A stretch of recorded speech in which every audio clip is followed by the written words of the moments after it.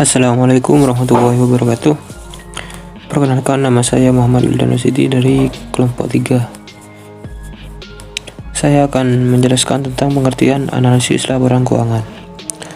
Analisis berarti penguraian suatu pokok atas berbagai bagiannya dan menelaah bagian itu sendiri serta hubungan antar bagian untuk memperoleh pengertian yang tepat dan memahami arti keseluruhan.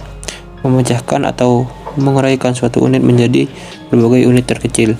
Laporan keuangan merupakan hasil dari proses akuntansi yang digunakan untuk mengkomunikasikan keadaan keuangan atau prestasi manajemen dengan pihak yang berkepentingan.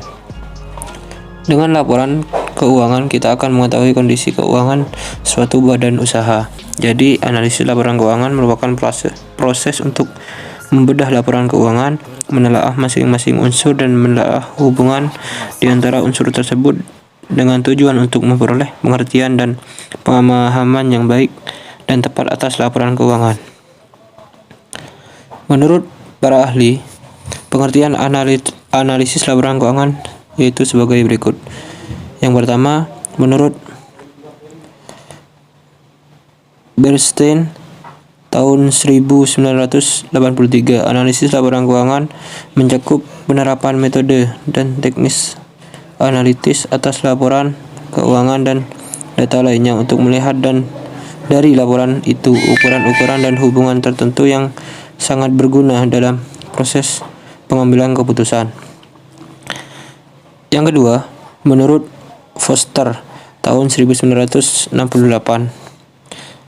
analisis laporan keuangan adalah mempelajari hubungan-hubungan di dalam suatu set laporan keuangan pada suatu saat tertentu dan kecenderungan-kecenderungan dari hubungan ini sepanjang waktu.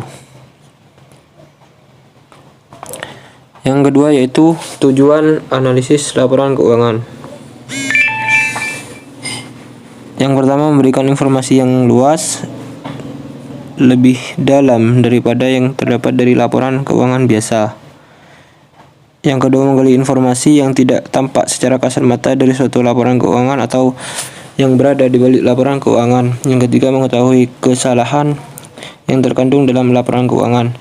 Yang keempat, membongkar hal-hal yang bersifat tidak konsisten dalam hubungannya dengan suatu laporan keuangan, baik dikaitkan dengan komponen intern laporan keuangan maupun kaitannya dengan informasi yang diperoleh dari luar perusahaan.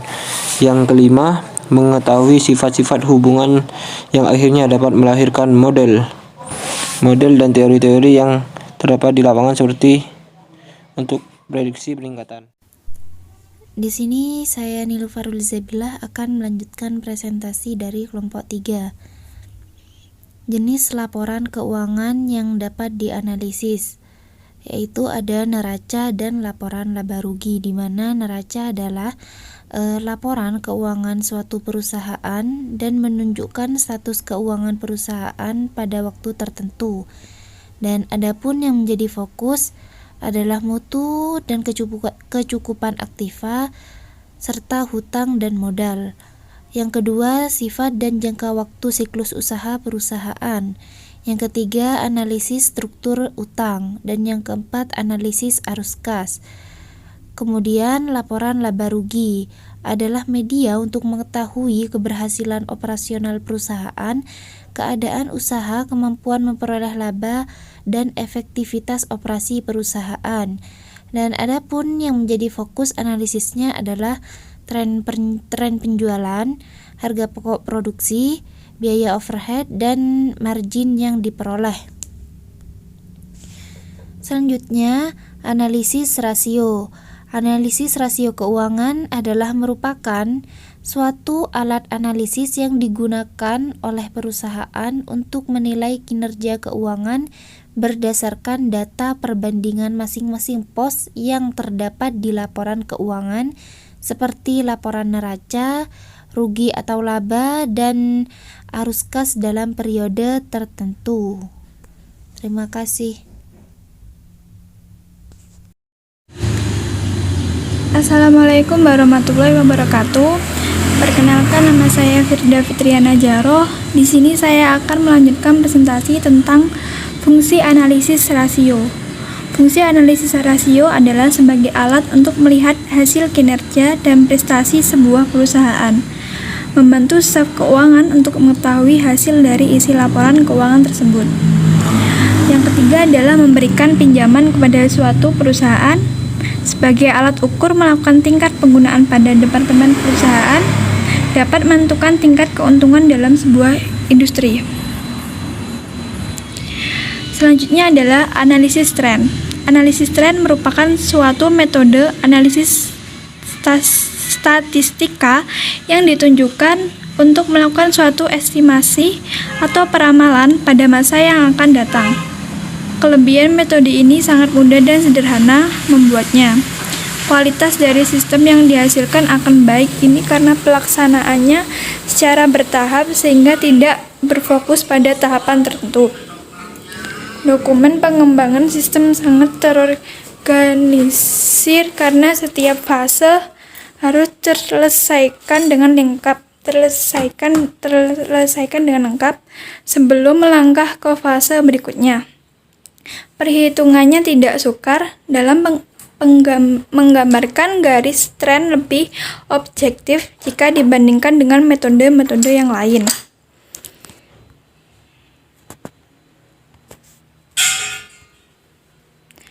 Analisis common size.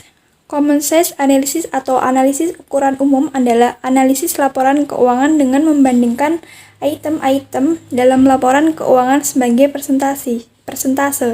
Suatu neraca yang disusun dalam presentasi per komponen. Common size statement dapat memberikan informasi sebagai berikut, yaitu 1. Komposisi investasi aktiva. Suatu perusahaan dapat memberikan gambaran tentang posisi relatif aktiva lancar terhadap aktiva tak lancar. 2. Struktur modal komposisi pasiva yang dapat memberikan gambaran mengenai posisi relatif utang perusahaan terhadap modal sendiri.